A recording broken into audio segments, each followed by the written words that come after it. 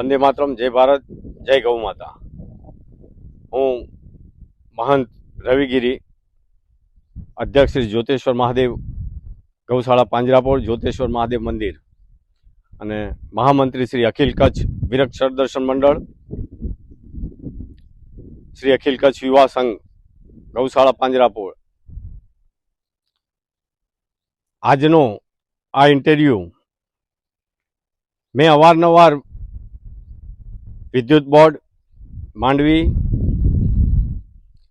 मामलतदार कचेरी, कच्छ कलेक्टर कचेरी ने આપણે જોઈ રહ્યા છે જ્યોતેશ્વર ડેમ મધ્યમ સિંચાઈ યોજનાનું મેં અગાઉ લેખિતમાં પણ રજૂઆત કરેલી છે કે આ ડેમ ઉપર સદંતર કાયમી પાણી ચોરી થઈ રહી છે। ગુજરાત સરકારના કચ્છમાં અત્યારે જે નહીવત વરસાદ છે એના જીઆર મુજબ જે રક્ષિત ડેમો છે એમાંનો આ એક ડેમ છે। અહીંયા પાણીની હમણાં રક્ષિત કરવામાં આવેલું છે, પણ અત્યારે આપણે જોઈ રહ્યા છીએ એમ માંડવી મામલતદાર કચેરી દ્વારા અને માંડવી વીજ કચેરી દ્વારા આ ડેમ ઉપર જ્યાં લિફ્ટ ઇરિગેશનની સદંતર નામંજૂર છે, મનાઈ કરવામાં આવેલી છે, છતાં પણ વીજ મોટરોનું કનેક્શન આપવામાં આવેલું છે।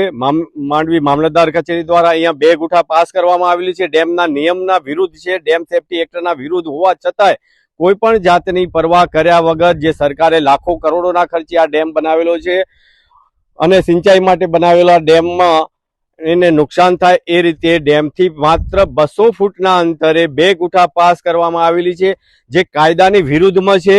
માંડવી મામલતદાર કચેરી આ વિષયમાં કોઈ પણ અનુસંધાન લીધેલું નથી। એમના નિયમોમાં આવે છે કે આ અહીંયા જે તે સર્વે નંબરમાં જે ખેડૂતે માંગણી કરેલી હોય એ જે રેવન્યુ સીમમાં આવતું હોય એ જ રેવન્યુ સીમમાં 2 ગુઠા પાસ થાય, પણ આપણે અહીંયા જોઈ રહ્યા છીએ કે જે આ ખેડૂતોને 2 ગુઠાની પાસ કરવામાં આવેલો છે એમનો રેવન્યુ સીમ ડોનનો છે, જ્યારે આ રેવન્યુ સીમ જ્યાં વીજ પોલ ખોલવામાં આવ્યા છે અને જે 2 ગુઠા પાસ કરવામાં આવી છે એ રાજડાની સીમમાં આવેલી છે। આમ સદંતર નિયમોનું ધજ્જિયા ઉડાવવામાં આવેલી છે અને અવારનવાર રજૂઆત કરવા છતાં માંડવી મામલતદાર કચેરી, માંડવી વિદ્યુત કચેરી કોઈ પણ આ બાબતે કોઈ પણ ધ્યાન લેવામાં આવ્યું નથી। જ્યારે પણ તપાસ કરવામાં આવે છે ત્યારે અગાઉથી એમને જાણ કરી દેવામાં આવે છે જેથી એ વીજ કેબલો કાપી દે, પણ જે આ નિયમ વિરુદ્ધ અહીંયા વીજ પોલ ખોલવામાં આવેલા છે, અહીંયા કોઈ પણ જગ્યાએ બોર કે કૂવો કરવામાં આવેલો નથી, છતાં પણ આની કોઈ પણ તપાસ કર્યા વગર મામલતદાર કચેરી અને માંડવી વિદ્યુત કચેરીએ ગેરકાયદેસર રીતે અહીંયા વીજ પોલ દીધેલા છે, કનેક્શનો દીધેલા છે। અવારનવાર રજૂઆત કર્યા છતાં પણ કોઈ પણ જાતનું અત્યારે આ દુષ્કાળની પરિસ્થિતિમાં પણ જે ડેમના અધિકારીઓ છે દિવસ દરમિયાન અહીંયા ચેકિંગ કરે છે, પણ રાત્રિ દરમિયાન અહીંયા ખેડૂતો દ્વારા ડેમમાં વીજ મોટરો નાખી ગેરકાયદેસર રીતે પાણીનું વહન કરવામાં આવે છે, પાણીની ચોરી કરવામાં આવે છે। વિદ્યુત બોર્ડને આના વિશે મેં અવારનવાર લેટર પેડ ઉપર અને લેખિતમાં એમને જણાવેલ છે, છતાંય કોઈ પણ એક્શન લેતા નથી। ખાલી એમ જ કહે છે બાપુ અરજી દઈ જાઓ, અરજી દઈ જાઓ। અરજી દેવાથી કોઈ મતલબ નથી થતા, અહીંયા કોઈ પણ જાતનું એક્શન લેવામાં આવતું નથી। જ્યારે પણ એક્શન લેવા આવે છે ત્યારે અગાઉથી આ ખેડૂતોને જાણ કરી દેવામાં આવે છે। એમનો અહીંયા જે લાઇનમેન છે આ આઈને કેબલ કાપી જાય છે, તો આપણે અત્યારે જુઓ આ એક કનેક્શનમાંથી કેટલા કનેક્શન દેવામાં આવે છે। અહીંયા ખેડૂત પાસેથી લખાણમાં લેવામાં આવે છે કે આ એક કનેક્શનમાંથી એક જ મોટર ચાલુ રહેશે, પણ અહીંયા આપણે જોઈ શકો છો કે આ એક જ કનેક્શનમાંથી અહીંયા 3 વીજ કેબલ 3 મોટરોના કેબલો નીકળે છે। પેલું બાજુ જોઈએ તો એક કેબલ ત્યાંથી નીકળે છે, બીજી બાજુ આ બાજુ જોઈએ તો એક કેબલ અહીંથી નીકળે છે। એમ આ એક જ કનેક્શનમાંથી 5 કેબલ આવા જેટલા કનેક્શન આપવામાં આવે છે એમાં એકથી વધુ કેબલો, એકથી વધુ કનેક્શનો, એકથી વધુ વીજ મોટરો નાખી આ ડેમમાંથી પાણી ગેરકાયદેસર રીતે પાણી ચોરી કરવામાં આવે છે।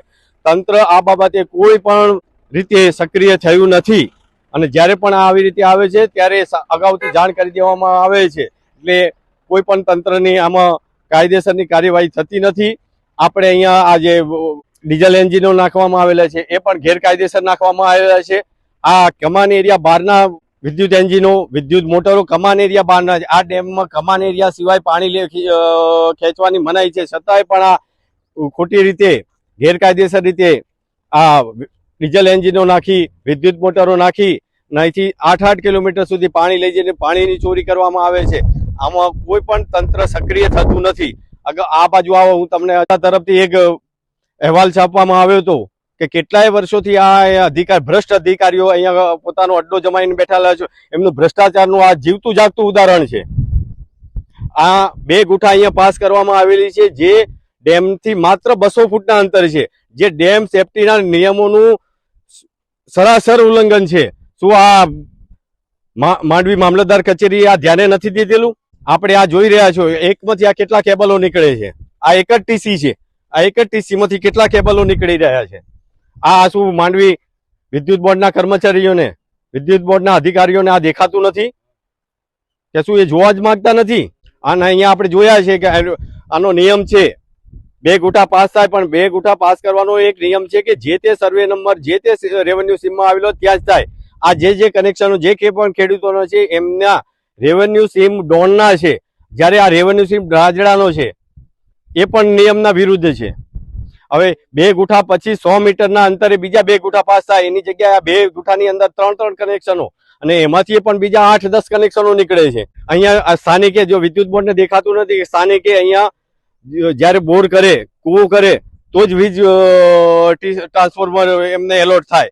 અહીંયા આ સ્થળે કોઈ વીજ કૂવો નથી કરવામાં આવેલા, નથી કોઈ બોર કરવામાં આવેલા. આ બધા ડેમની અંદર જો વીજ કેબલો દ્વારા, મોટરો દ્વારા પાણી ચોરી કરે છે.